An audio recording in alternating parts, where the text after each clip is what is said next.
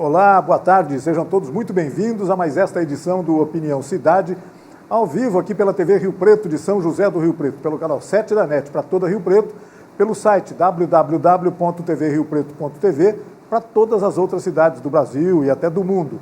Esse programa também é transmitido pelo Facebook. Entrando no Facebook e acessando a página da TV Rio Preto, você não apenas assiste ao nosso programa, mas participa do nosso programa.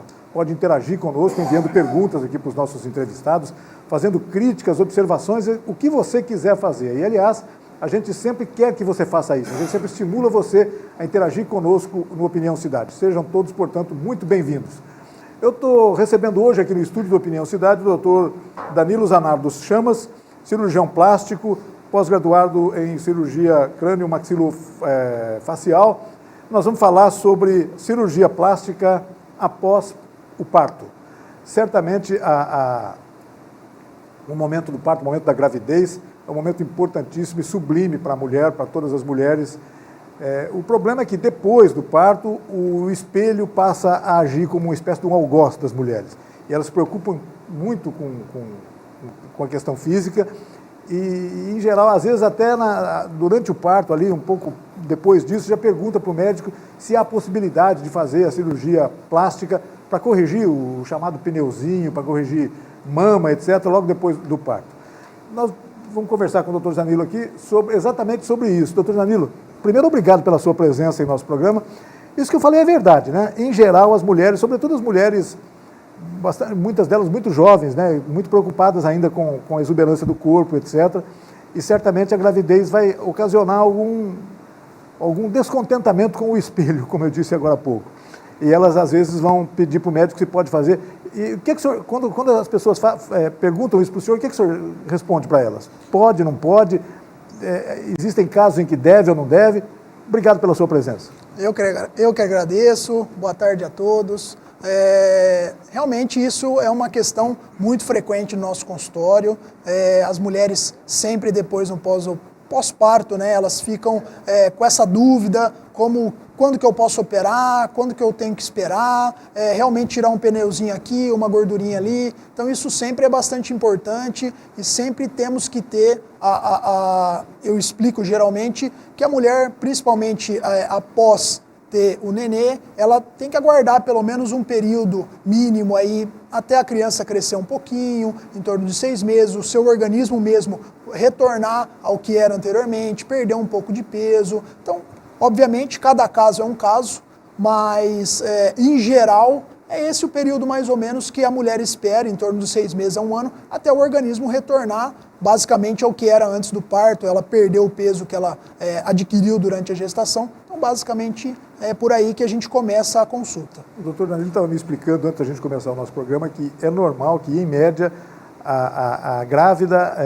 aumente o peso dela em alguma coisa em torno de 8 quilos, 10 quilos. Isso seria absolutamente normal. Quem passar muito disso, certamente está com algum problema de alimentação ou de atividade física, sei lá, alguma coisa assim. Isso. É isso mesmo, doutor? Quer dizer... É basicamente isso. Se a gente for olhar pelos protocolos que a gente tem até com a Sociedade de Ginecologia e Obstetrícia, geralmente as mulheres, básico, elas estariam dentro da normalidade, ganhar entre 8 e 12 quilos. Então a gente, claro que um pouquinho mais, isso daí também é tolerável, mas sempre é importante a paciente ter em mente de que durante a gestação o importante é fazer o exercício físico, ter uma dieta balanceada, tanto pela sua própria saúde quanto pela saúde do bebê, e depois, para facilitar mesmo no pós-gestação, no pós-parto, ela retornar ao que ela era antes, né? Isso fica mais fácil, obviamente. É óbvio que se a paciente se descuidar um pouco, não fizer o exercício físico, ela ganhar mais peso, adquirir 15, 20, 30 quilos após a gestação, isso obviamente vai ficar mais difícil dela retornar ao que ela era antes, né? E sempre vai acabar ficando aqueles 5, 10 quilinhos com uma maior dificuldade para poder ser tirado, né? E é sempre uma questão de saúde, não apenas de estética, né, doutor? Com certeza, isso é importantíssimo. Antes da estética, a gente tem que ver a saúde. Não dá para, durante mesmo a gestação, ter aquela ideia de que, eu estou gestante. Não, a gestante pode fazer exercício físico, ela pode ter uma dieta equilibrada, equilibrada, ela pode manter a vida normal, não é porque ela está gestante é que ela é exceção. Não, ela pode continuar a vida dela, obviamente, com os cuidados, né, da gestação, mas ela pode continuar normalmente, e isso também inclui um exercício físico, uma academia. Claro que, eu não gosto de fazer aquilo. Não, você vai buscar fazer o que você gosta mais, uma hidroginástica, vai fazer um exercício leve, também seguindo as orientações do seu obstetra, né, para também não exagerar, para não prejudicar a gestação. Essa orientação é muito importante, né? Quer dizer, fazer o exercício certo, adequado para cada mulher, para cada tipo de mulher, para cada tipo físico da mulher, né? Com certeza, isso daí a gente não tem uma receita para todas as mulheres. Cada organismo reage de uma maneira, cada organismo responde a um exercício físico, a uma dieta, então isso daí sempre é importante, acompanhar com a nutricionista, não exagerar nos diversos alimentos, ter uma dieta equilibrada, isso vai favorecer tanto você quanto ao nenê, durante a gestação e também após a gestação, para você retornar o seu organismo ao que era anteriormente. Doutor Danilo, mas passados então aí os 6 meses, pelo menos, depois do parto, a criança já saudável e a mãe já não conseguindo utilizar as mesmas roupas que ela utilizava antes, então aumenta esse problema todo. Aí quais são as cirurgias que elas mais frequentemente procuram no seu consultório, por exemplo? Isso, geralmente a gente tem que sempre lembrar também, primeiro, a modificação do organismo materno e também no pós-parto, a mãe tem a amamentação, tudo isso contribui para diminuição de peso. Quando elas chegam no consultório, a grande maioria é sempre a lipoaspiração para tirar uma gordurinha, abdominoplastia, porque naturalmente quando o abdômen ele distende por conta da gestação, a gente tem uma separação dos músculos do abdômen. Então isso daí naturalmente ele fica um pouquinho mais separado, é uma das queixas também das pacientes, para a gente poder corrigir isso daí. Também tem bastante procura a mama, porque naturalmente depois da amamentação, a mama, a queixa delas é que a mama perde um pouco de volume, às vezes cai um pouquinho, então elas sempre querem corrigir isso daí. Basicamente a lipo, a abdominoplastia, a mamoplastia, que perdeu o volume, isso é o carro-chefe do pós-parto. Colocação de próteses de silicone chegam a pedir também, doutor? Não é indicado de jeito nenhum? Não, isso daí cada caso é um caso, obviamente, a gente tem que avaliar as pacientes, se elas têm ou não indicação da prótese. Novamente, não existe uma receita de bolo que depois da amamentação você vai ter que colocar a prótese. Lembrando que a prótese de mama nada interfere numa futura gestação. Às vezes ela tem uma primeira gestação, diminuiu muito o volume da mama, ela quer agora melhorar um pouco a mama. Se porventura for indicado uma prótese de mama para ela, isso não atrapalha numa futura gestação para uma amamentação, nem fator de risco para câncer de mama, nada disso. Não tem nenhum problema que vai acontecer com a mama. Mas, de novo, cada caso é um caso, a gente precisa avaliar. Às vezes, não necessariamente a paciente necessita de uma prótese.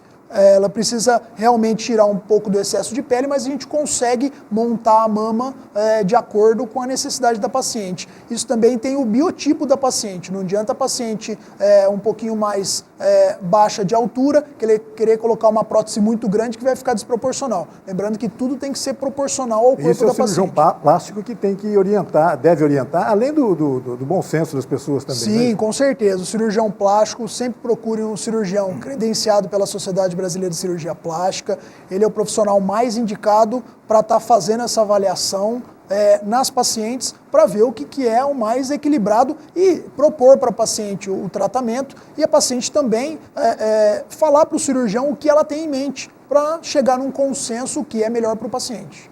É importante o que o senhor disse, que não existem receitas de bolo, receitas já definidas para todas as pessoas, cada pessoa é um caso, o médico é que tem que participar disso, que tem que dar a palavra final a respeito disso, o doutor Google não deve dar palpite nisso. Com certeza. Quando a paciente vem ao consultório, obviamente ela já fez inúmeras procuras, buscas no Google, e tudo isso daí, ela já vem armada com diversas perguntas que a gente tem que esclarecer para a paciente. Obviamente que a palavra final tem que ser um acordo, né? Você vai chegar num comum acordo entre a ideia da paciente e a proposta do cirurgião, E, obviamente, o cirurgião, por ter um pouco mais de experiência do que a paciente, obviamente, ele vai dizer o que talvez ficaria bom, o que talvez não ficaria tão legal, justamente porque a paciente já vem com essa ideia de que minha amiga fez, eu vi a foto no Google, eu posso ficar desse jeito. Então, de novo, cada caso é um caso, a gente tem que ser avaliado individualmente. É muito comum a gente ouvir das gestantes, das mulheres grávidas, uma observação, assim, olha, algum pretexto até para justificar o fato de estar ganhando peso, né? Chegar e falar assim, não, mas agora eu tenho que comer por 2, né? Isso não é exatamente verdade, não é isso, doutor? Não tem que comer por 2 nada, né?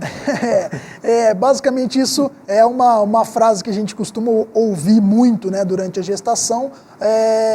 A gente tem, obviamente, um gasto basal no nosso organismo, né, de calorias, claro. E não necessariamente você precisa comer por 2. É óbvio que o bebê necessita de calorias, mas não tanto quanto o nosso próprio organismo adulto precisa. Então isso não é uma desculpa para a gente exagerar na comida e, obviamente, isso vai levar a um ganho de peso. Então, por isso que você precisa do acompanhamento de nutricionista, o obstetra vai te orientar também, mas tem que ter um pouquinho o pé no freio para essa frase comer por 2 não é tão verdade, não pode levar tão ao pé da letra. Doutor, e alguns hábitos alimentares não muito apropriados, por exemplo, não deve ser muito o caso da mulher, no caso como gestante, mas logo depois, por exemplo, o hábito o alcoolismo, pelo menos o etilismo, né, uma coisa bem social, etc., a falta de atividade física, a comilança em excesso, comer comida excessivamente gordurosa, né?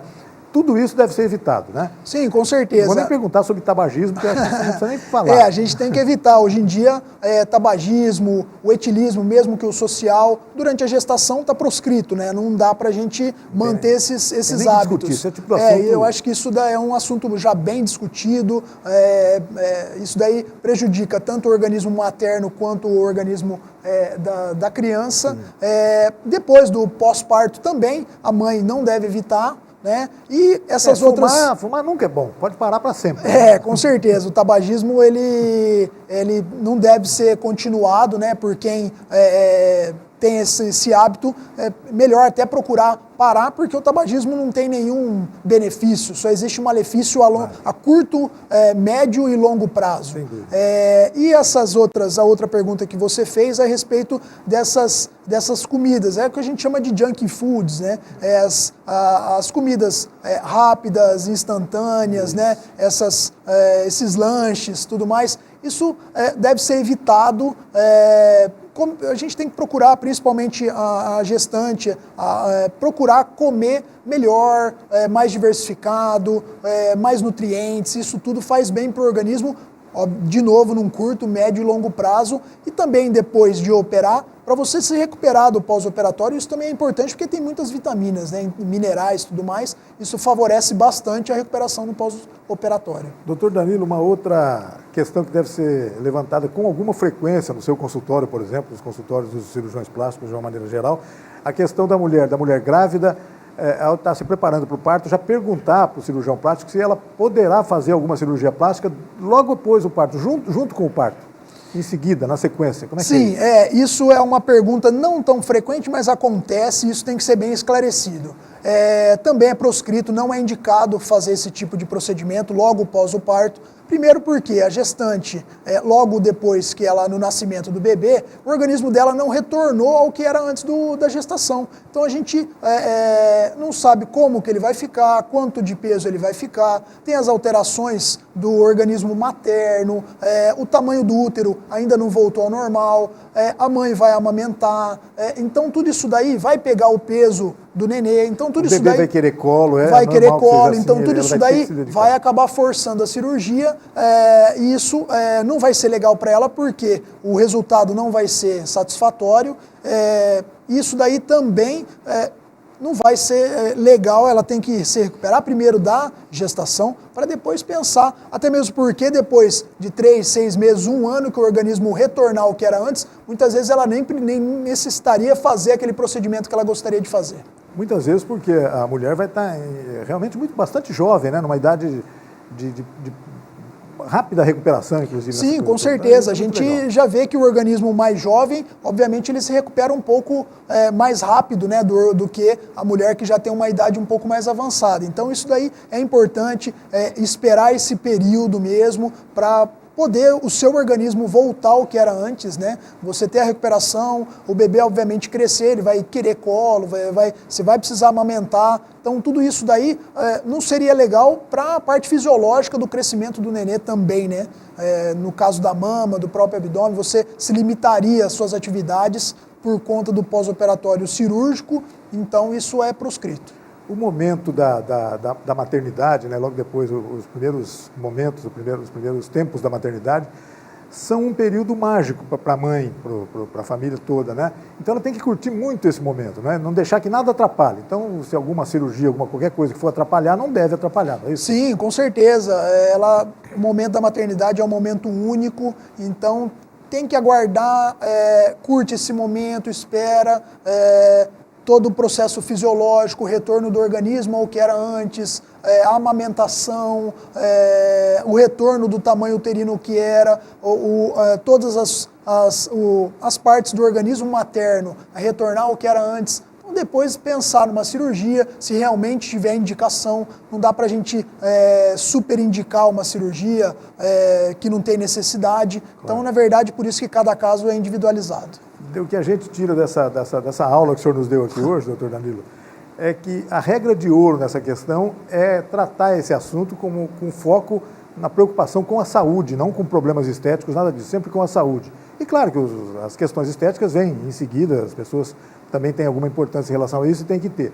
Mas para a pessoa, para a nova mãe, né, depois de ter já com o filho, quais as dicas que o senhor daria para esse período de recuperação, para elas voltar ao corpo normal, etc., sem precisar recorrer, às vezes não precisa realmente, como o senhor disse agora, não precisa efetivamente recorrer a uma intervenção cirúrgica, né?